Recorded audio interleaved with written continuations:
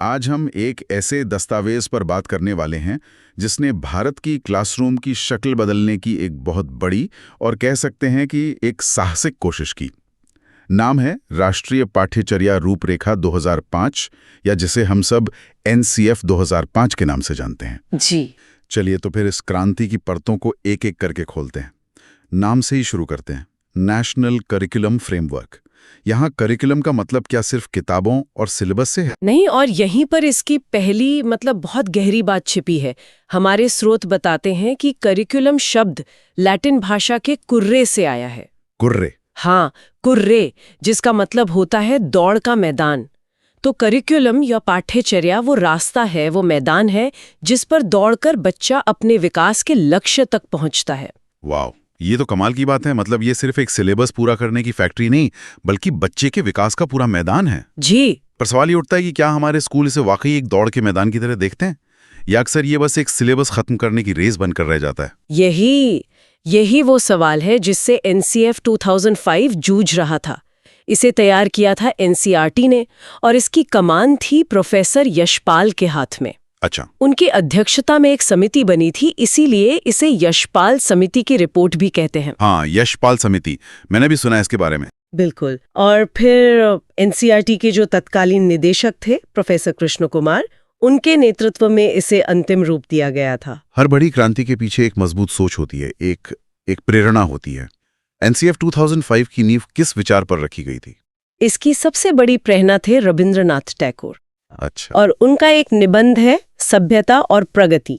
अच्छा। जी, टैगोर मानते थे कि बचपन जो है वो रचनात्मकता और आजादी का समय होता है, और इसी सोच से NCF 2005 का मूल मंत्र निकला, जो आज भी उतना ही जरूरी है। और वो मूल मंत्र क्या था? ये सुनने में बहुत आकर्षक लग रहा है। मूल मंत्र था learning without burden. Learning without burden, यानी बिना बोझ के सीखना। और यहाँ बोझ का मतलब सिर्फ स्कूल बैग के वजन से नहीं था। हाँ। ये बच्चों के दिमाग पर पड़ने वाले मानसिक बोझ, रटने के दबाव और फेल होने के डर को कम करने की बात थी। बोझ कम करने का मतलब चुनौती कम करना बिल्कुल नहीं है। अच्छा। इसका जो असली दार्शनिक आधार था वो था रचनावाद, मतलब कंस्ट्रक्टिविज्म। इसे NCF 2005 की आत्मा भी कहा जा सकता है। रचनावाद, ये क्या है? क्या इसे आसान शब्दों में समझा सकती हैं? बिल्कुल। रचनावाद का सिद्धांत ये कहता है कि ज्ञान कोई ऐसी चीज नहीं है जिसे टीचर बच्चों के दिमाग में बस भर सकता है। बच्चे ज्ञान का निर्माण खुद करते हैं। कैसे? अपने अनुभवों से, कुछ करके सीखने से, गलतियां करके, और फिर उन गलतियों से सीख कर। ये तो कुछ वैसा ही है जैसे हम साइकिल चलाना सीखते हैं। हाँ, और इसी सोच पर NCF 2025 के 5 मार्गदर्शक सिद्धांत टिके हुए हैं। तो ये 5 सिद्धांत एक तरह से ये 5 बड़े हमलों की तरह थे। रटने पर हमला, किताबी ज्ञान पर हमला, परीक्षा के डर पर हमला। ये पूरी पुरानी व्यवस्था को बदलने का एक घोषणा पत्र था। जी, कह सकते हैं। पहला सिद्धांत क्या था? पहला सिद्धांत था ज्ञान को स्कूल के बाहरी जीवन से जोड़ना। यानी जो क्लास में पढ़ाया जा रहा है वो बच्चे की असली जिंदगी से जुड़ा होना चाहिए। जैसे गणित में अगर लाभ हानि सिखा रहे हैं तो उसे किताब के सवालों तक सीमित न रखकर पास वाली दुकान के उदाहरण से समझाएं, ताकि बच्चा ये समझ सके कि वो जो पढ़ रहा है वो असल में काम का है। और दूसरा सिद्धांत सीधा रटने के प्रथा पर हमला था। पढ़ाई को रटंत प्रणाली से मुक्त करना। जोर समझने पर हो, याद करने पर नहीं। और अगर रटना बंद करना है तो जाहिर है कि सिर्फ किताबों से काम नहीं चलेगा। बिल्कुल। मतलब हमें बच्चों को सीखने के लिए और भी बहुत कुछ देना होगा। आपने बिल्कुल सही तरीके से तीसरे सिद्धांत का रास्ता बना दिया। तीसरा सिद्धांत यही था, पाठ्यचर्या को इतना समृद्ध बनाना कि वो सिर्फ पाठ्य पुस्तकों तक ही सीमित ना रहे। इसमें खेलकूद, कला, प्रोजेक्ट्स और क्लासरूम के बाहर की गतिविधियां, वो सब शामिल हो। ठीक है, तो रटना बंद, किताबी दुनिया से बाहर निकलना। लेकिन उस सबसे बड़े डर का क्या, जो हम सबको लगता था, परीक्षा का डर। यहीं पर चौथा सिद्धांत आता है, परीक्षाओं को अधिक लचीला बनाना और उन्हें कक्षा की गतिविधियों से जोड़ना। परीक्षा का मकसद बच्चे को पास या फेल का ठप्पा लगाना नहीं होना चाहिए, बल्कि ये देखना होना चाहिए कि बच्चा सीख कैसे रहा है और उसे कहाँ मदद की जरूरत है। डर को खत्म करना इसका मुख्य लक्ष्य था। और पांचवा सिद्धांत? 5वां सिद्धांत था एक ऐसी पहचान का विकास करना जिसमें प्रजातांत्रिक राज्य व्यवस्था के अंतर्गत राष्ट्रीय चिंताएं समाहित हों। ये थोड़ा भारी लग रहा है, इसका मतलब क्या हुआ? इसका आसान मतलब है ऐसी क्लासरूम बनाना जहां बच्चों को सवाल पूछने, अपनी राय रखने और बहस करने की आजादी हो, जहां अनुशासन का मतलब पिन ड्रॉप साइलेंस ना हो बल्कि एक जिम्मेदार और सक्रिय नागरिक बनने की ट्रेनिंग हो। ये सिद्धांत तो वाकई क्लासरूम की पूरी तस्वीर ही बदल देते हैं। तो इसमें टीचर का रोल तो पूरी तरह से बदल गया होगा। बिल्कुल, ये सबसे बड़े बदलावों में से एक था। एनसीएफ 2005 ने कहा कि शिक्षक अब ज्ञान का प्रदाता या इंफॉर्मेशन का सोर्स नहीं है। तो क्या है? शिक्षक की भूमिका एक सुविधा प्रदाता या सूत्रधार की है। अंग्रेजी में इसके लिए एक बहुत अच्छा शब्द है, फैसिलिटेटर। फैसिलिटेटर। ये शब्द सुनने में तो अच्छा लगता है, पर असल में इसका मतलब क्या है? इसे ऐसे समझिए कि एक फैसिलिटेटर लेक्चरर नहीं होता, वो एक अच्छे ट्रेक गाइड की तरह होता है।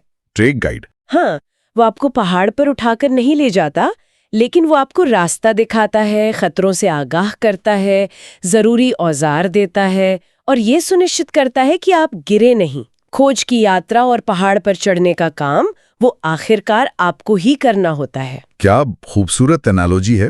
तो टीचर का काम है सीखने का रास्ता आसान बनाना, और जाहिर है अगर टीचर की भूमिका बदली तो छात्र की भी बदली होगी। हाँ बिल्कुल, छात्र अब एक निष्क्रिय श्रोता नहीं है जो चुपचाप बैठकर सुनेगा और नोट्स बनाएगा।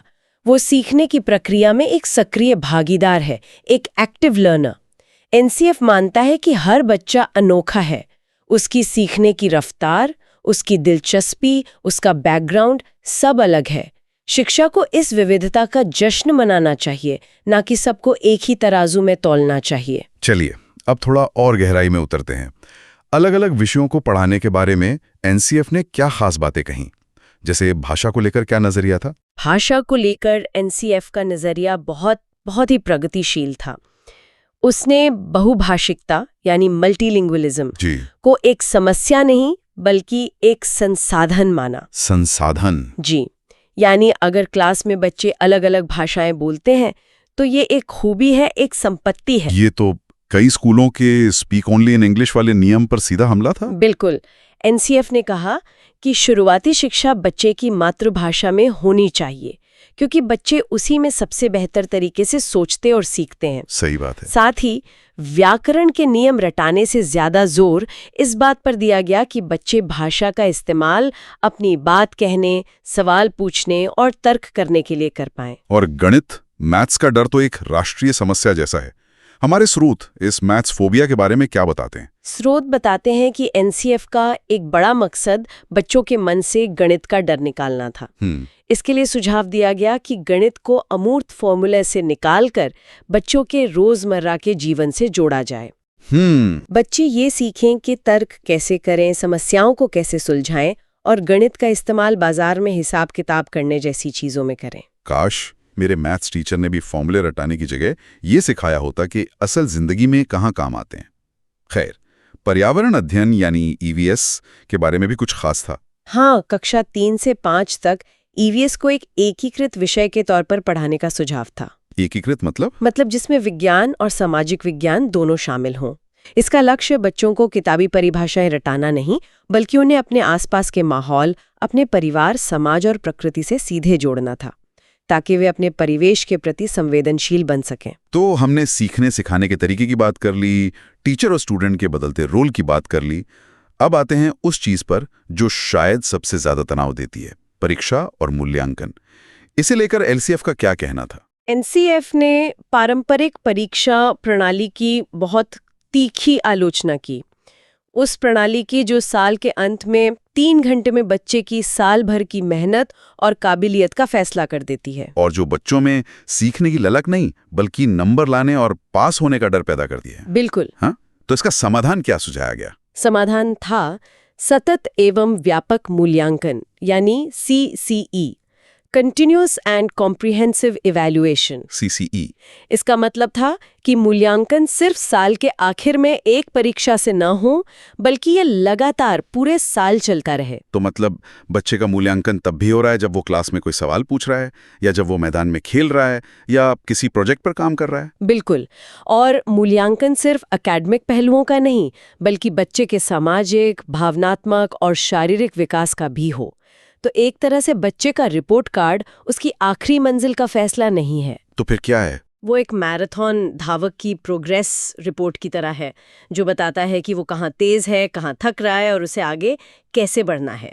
इसका उद्देश्य रैंक या प्रतिस्पर्धा पैदा करना नहीं था, बल्कि सीखने में सुधार लाना था। हमारे स्रोतों में एक बहुत ही क्रांतिकारी सुझाव का भी जिक्र है।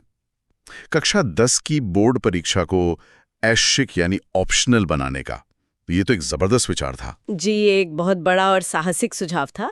इसका मकसद बच्चों पर से बोर्ड परीक्षा का वो जो जानलेवा दबाव होता है, उसे कम करना था। हाँ। इसके साथ ही ओपन बुक एग्जाम जैसे विचारों को भी बढ़ावा दिया गया। लक्ष्य हमेशा एक ही था कि रटने की क्षमता को नहीं, बल्कि समझने और विश्लेषण करने की क्षमता को परखा जाए। बिल्कुल। तो कुल मिला के NCF 2005 शिक्षा को क्लासरूम की चार दीवारी, रटने की मजबूरी और परीक्षा के डर से निकालकर बच्चे की असल जिंदगी, उसकी जिज्ञासा और उसकी रचनात्मकता से जोड़ने का एक ब्लूप्रिंट था। इसने शिक्षक को बॉस की जगह एक गाइड बनाया और बच्चे को ज्ञान का उपभोक्ता नहीं, बल्कि उसका निर्माता माना। बिल्कुल सही सारांश है।